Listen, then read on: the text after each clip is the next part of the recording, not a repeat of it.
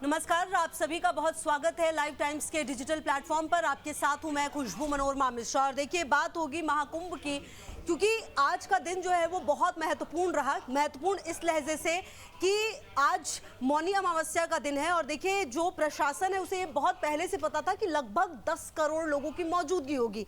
ये बात सूबे के मुखिया ने भी कही कि प्रयागराज में, मतलब जो ये पूरा इलाका है संगम का, यहाँ पर अभी 10 करोड़ लोगों की मौजूदगी है। लेकिन सुबह सुबह एक हादसा होता है, भगदड़ मचती है, लेकिन तुरंत उस पर जो है कंट्रोल किया जाता है। कुछ लोग घायल हुए जिनको तुरंत अस्पताल पहुंचाया गया और उसके बाद व्यवस्थाएं जो है वो मुकम्मल की गई। और अब जो जानकारी मिली है उसके मुताबिक जो अखाड़ा है जो है उनका भी स्नान होगा। शुरुआत में ऐसा था कि अखाड़ा जो है वो स्नान नहीं करेंगे, लेकिन अब क्योंकि वहां पर हालात जो है वो कंट्रोल में है, इसलिए कोशिश और कवायद ये है कि अब जो स्नान है अखाड़ा का 13 अखाड़ा का, उनको भी स्नान कराया जाएगा। ऑल्दो जो टाइम है शायद उसमें थोड़ी कटौती की जाएगी, ताकि और उतने भव्य तरीके से जो रथ है वो नहीं निकाला जाएगा, बहुत ही स्मूथ वे में आराम से निकाला जाएगा, ताकि जो लोग हैं उनको दिक्कत ना हो। अब देखिए, सबसे बड़ी दिक्कत आज अगर ये भगदड़ हुई भी तो उसके पीछे का कारण क्या बताया जा रहा है, जो त्रिवेणी संगम है वहां पर भीड़ बहुत ज्यादा आ गई थी।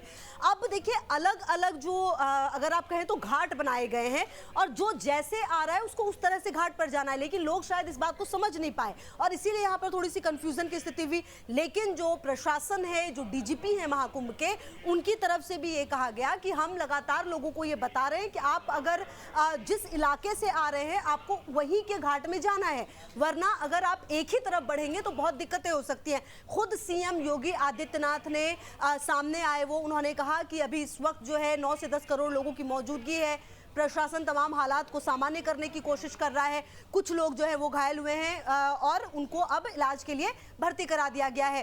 साथ ही उन्होंने ये कहा कि अफवाहों पर ध्यान ना दें, ये बहुत ज्यादा जरूरी है। आप देखिए, गलत सूचना लेकर, अफवाहों पर ध्यान देकर क्या होगा कि पैनिक की सिचुएशन क्रिएट हो सकती है और ऐसे में न सिर्फ आप अपने लिए मुसीबत का सबब बन सकते हैं बल्कि सामने वाले के लिए भी बन सकते हैं। तो ये बात, जो तमाम चीजें कही गई, पीएम मोदी ने ट्वीट करके दुख जाहिर किया है। उन्होंने कहा कि जिनके परिजन खो गए हैं, जिनके परिजन खो गए हैं, उनके लिए मेरी संवेदनाएं हैं। मैं लगातार सीएम से बात कर रहा हूं और सीएम योगी ने भी ये कहा कि 4 बार बात उनकी पीएम से हो चुकी है। गृह मंत्री अमित शाह ने भी बात की है उनसे। तमाम सिचुएशन पर कंट्रोल पाने की जो कोशिश है वो लगातार की जा रही है। लेकिन देखिए, हो क्या रहा है कि 10 करोड़ लोग, मतलब आप समझिए, अच्छे अच्छे कंट्रीज ऐसे हैं जिनकी आबादी 10 करोड़ नहीं है, तो मतलब एक पूरा देश सा वो इलाका अभी प्रतीत होता हुआ आप समझ सकते हैं कि क्या नज़ारा है। जो विजुअल्स हैं उससे बिल्कुल क्लियर समझ में आता है कि अभी क्या स्थिति होगी।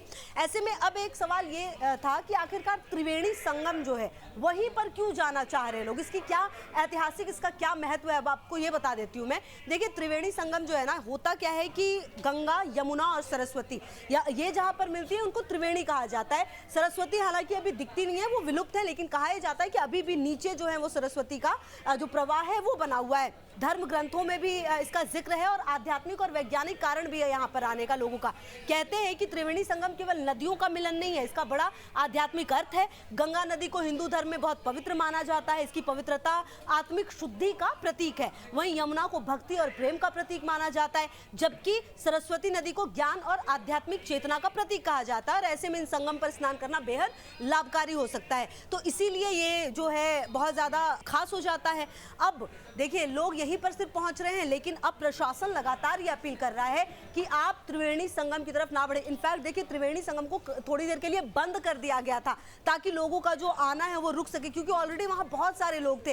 रात से ही लोगों का जमावड़ा है, लोग रात से वहां पर डेरा डालकर बैठे हुए थे। तो ऐसे में अब चूंकि आना जाना हुआ नहीं लोगों का, इसलिए ये जो प्रवाह था लोगों का वो बढ़ गया। हालांकि प्रशासन को ये पहले से पता था कि यहाँ पर 10 करोड़ लोगों की मौजूदगी हो सकती है, इसलिए तैयारी उसी स्तर की थी। लेकिन अब इस पूरे जो व्यवस्था है उस पर खुद सीएम की नजर है, सूबे के मुखिया की, और साथ ही साथ प्रधानमंत्री भी लगातार उनके संपर्क में है।